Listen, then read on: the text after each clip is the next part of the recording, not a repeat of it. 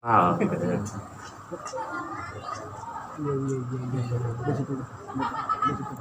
lagi belum nikah mah bersentuhan haram, pegang-pegangan tangan ya. Tapi kalau udah menikah mah jadi halal. Makanya dalam hadis dikatakan ayyuma syabin tajawaja, siapapun dia pemuda yang melaksanakan pernikahan, maka setan yang menggodanya itu akan menjerit. Apa kata setan? Ya wailah usima mini. Aduh ya, lahan pekerjaan habis dah ya. Usima mini, dia udah dijaga, udah dipelihara dari godaanku ya. Jadi tadinya mah antara lelaki dan perempuan yang bukan muhrim itu adalah bahan kerjaan setan buat dia ngegoda ya, buat dia mencelakakan. Tapi begitu udah menikah mah itu pekerjaan itu udah nggak ada lagi. Jadi setan juga kalau lahan pekerjaannya habis mah dia sedih ya. juga Di PHK kurang kerjaan setan. Makanya dia senang kalau ada lahan-lahan pekerjaan. Wah asik nih, bisa digoda nih ya. Maka dengan adanya pernikahan itu mengurangi godaan setan. Karena yang tadinya haram jadi halal. Oleh karena itu, karena ini merupakan nikmat yang besar, jadi bernikahkan anak itu merupakan nikmat yang besar.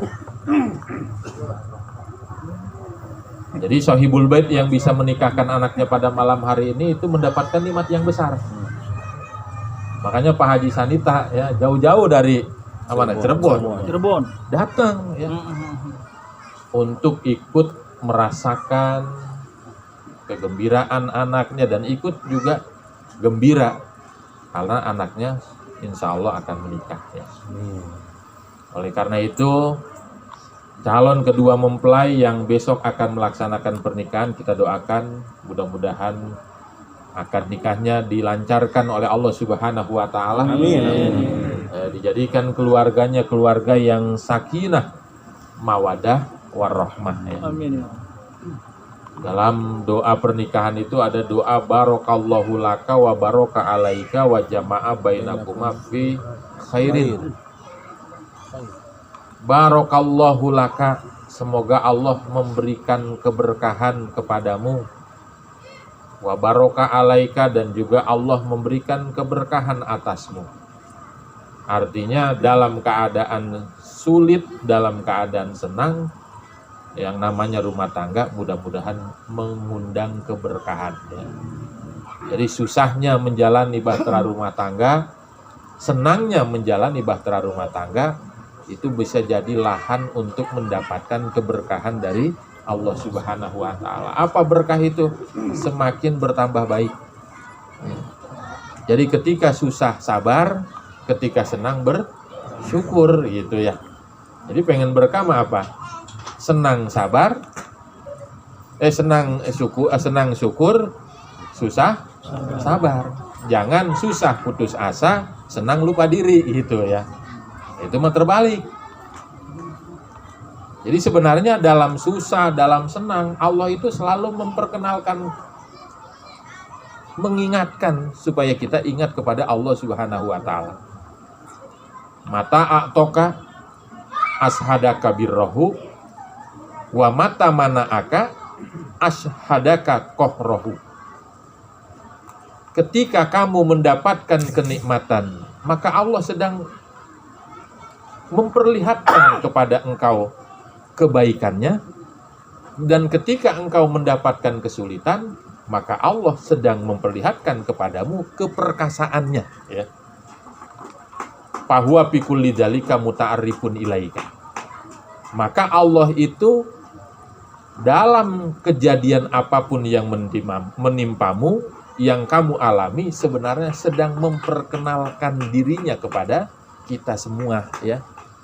Kalau lagi dapat senang, ya jangan lupa bahwa itu kesenangan dari Allah Subhanahu wa taala. Emang yang ngasih sehat siapa? Allah. Yang ngasih rizki siapa? Allah. Sebenarnya Allah itu lagi ngenalin dirinya. Tuh, lo gua kasih senang. Yang memberikan kesenangan adalah aku. Tuh, aku berikan kenikmatan kepadamu. Yang memberikan nikmat itu adalah aku. Ya. Jadi orang bisa sehat, Allah asy-syafi'nya yang memberikan kesehatan padanya. Orang mendapatkan nikmat, Allah lah al-mun'imnya. Allah lah yang memberikan kenikmatan. Bukan lagi senang doang, lagi susah juga. Ya. Wa mata mana'aka, di mana kamu mendapatkan kesulitan, kesusahan, dapat musibah, sebenarnya Allah sedang memperlihatkan kegagahannya, ya. Sedang memperlihatkan keperkasaannya. Orang sakit, yang bikin sakit siapa? Allah Subhanahu wa ta'ala. Orang rezekinya seret, yang bikin seretnya siapa? Karena Allah itu al-qabid, ya. Allah itu yang menggenggam rezeki kita. Maka dalam setiap keadaan Allah selalu mengenalkan zatnya supaya kita ingat kepada Allah Subhanahu wa ta'ala. Sebab kalau nggak dikasih senang, nggak dikasih susah, lupa bisa itu. Ya. Cuman ada orang yang ingatnya lagi susah doang, ya. Pas begitu senang mah lupa. Kemudian yang kedua, yang sebaiknya disegerakan itu apa? At-taubat minaz-zambi.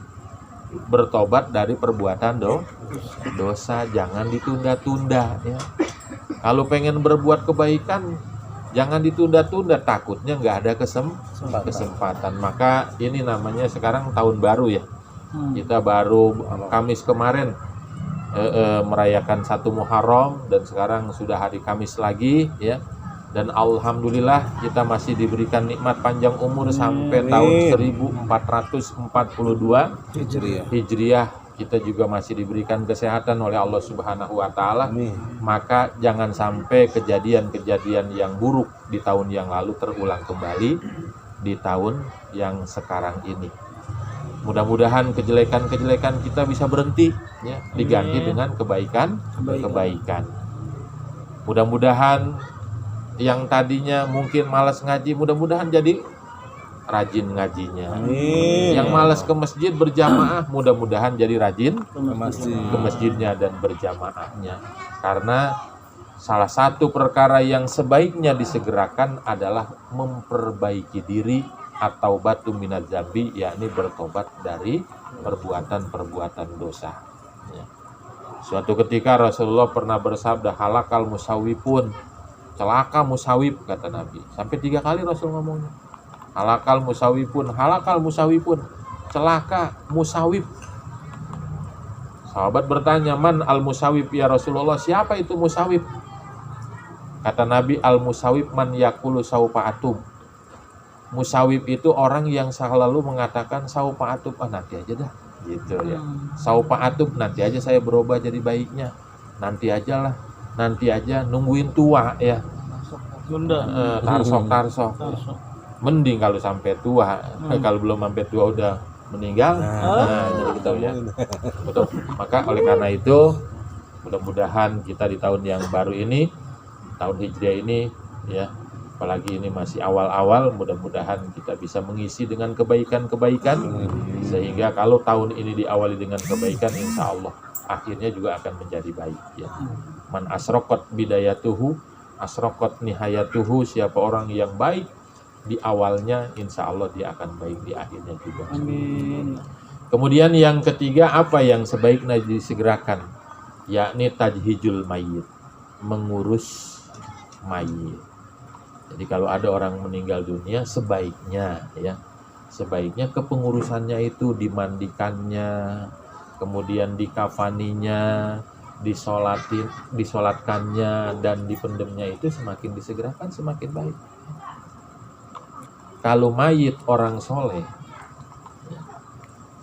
waktu masih hidupnya adalah orang baik, ketika dia meninggal dunia, apabila dia ditunda-tunda itu sebenarnya dia ngomong, kodimuni, ya. Buruan bawa saya, ya. Buruan bawa saya, karena dia ingin segera merasakan alam kubur. Karena di alam kubur dia dijanjikan akan mendapatkan kenikmatan, jadi pengen segera dikuburkan. kuburannya dibikin lega. Orang yang baik mah ya diluaskan sampai 35 hasta. 70 hasta gitu, bukan 35 hasta, 70 hasta. Nah, kalau satu hasta setengah meter, 48 cm, berarti kuburannya bisa seluas 35 meter, 35 meter. Orang hidup rumahnya aja kalau sampai 35 meter, 35 meter ya. Nyapuinnya juga susah ya. Kelebaran rumahnya gitu. Makanya dia ingin segera disegerakan. Maka yang sebaiknya disegerakan itu salah satunya adalah tajhijul mayit, melakukan kepengurusan terhadap mayit. Semakin dipercepat semakin baik. Kemudian yang keempat apa? Qurrad dhaif, menyuguhi tamu. Ya. Ini mah tamu kadang-kadang diajak ngomong aja dulu ya. Dikasih kopi enggak, dikasih makan enggak. Lihatlah kisah Nabi Ibrahim. Nabi Ibrahim itu kalau ahli dalam menyuguhi tamu ya. Makanya Nabi Ibrahim itu disebut Abu Difan, bapaknya para tamu, karena beliau memuliakan tamu ya. Semakin disegerakan, semakin cepat dihidangkan ya. Itu kuenya udah datang ya. Alhamdulillah ya. Berarti ini tuan rumah udah benar-benar mengamalkan itu tadi ya. Mengamalkan bahwa yang namanya menyuguhi tamu itu sebaiknya disegerakan. Nabi Ibrahim cuman begitu. Orangnya juga nggak kenal Nabi Ibrahim, tamunya siapa. Kalau kita tamu kita nggak kenal, wah bahaya ini ya, tamu tadi undang ya. Nabi Ibrahim itu dia bilang qaumun munkarun, orang-orang yang dia juga nggak kenal gitu. Tapi nggak banyak bicara, beliau kemudian menyuruh istrinya menghidangkan hidangan yang istimewa buat para tamunya. Kemudian yang kelima apa? Yang sebaiknya disegerakan itu adalah qada'uddin, melunasi hutang. Melunasi hutang jangan ditunda-tunda ya. Matlul goni zulmun, menunda-nunda orang yang mampu bayar hutang tapi tidak mau disegerakan bayar hutangnya, padahal udah jatuh tempo ya, itu adalah perbuatan zalim. Perbuatan zalim. Orang yang menghutangi dia punya dua pilihan. Kalau memang dia nggak mampu, wajib dia memberikan tempo ya. Dan membebaskan itu katanya lebih baik. Wa in kana usratin panadiratun ila maisaroh. Kalau orang yang punya hutang kepada kamu itu usratin, orang yang sedang dalam keadaan sulit, nggak mampu, panadiratun ila maisaroh, maka tunggulah sampai dia mampu. Tapi wa antasaddaku khairul lakum, kamu bebaskan saja itu katanya lebih baik.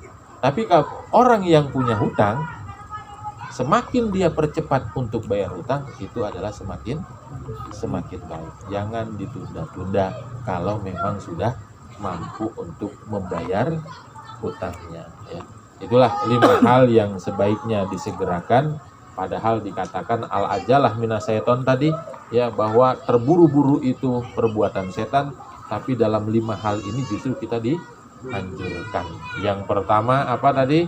Yakni menikahkan anak, yang kedua yakni bertobat, yang ketiga yakni mengurus jenazah, yang keempat menyuguhi tamu, dan yang kelima adalah membayar hutang. Mudah-mudahan kita bisa untuk mensegerakan berbuat kebaikan, mumpung kita masih diberikan sisa umur. Mudah-mudahan umur ini kita manfaatkan untuk menambah kebaikan sebagai bekal untuk kehidupan kita di akhirat nanti. Amin ya Allah ya rabbal alamin. Itulah barangkali yang bisa saya sampaikan, mudah-mudahan ada manfaatnya. Billahi taufik wal hidayah. Wassalamualaikum warahmatullahi wabarakatuh. Waalaikumsalam. Hadirin rahimakumullah, telah kita dengarkan tausiah dari guru kita. Selanjutnya kita beristirahat sejenak selama 5 menit aja ya. 10 menit ya, silakan dinikmati. Ambil itu sih, ngocok itu buat besok.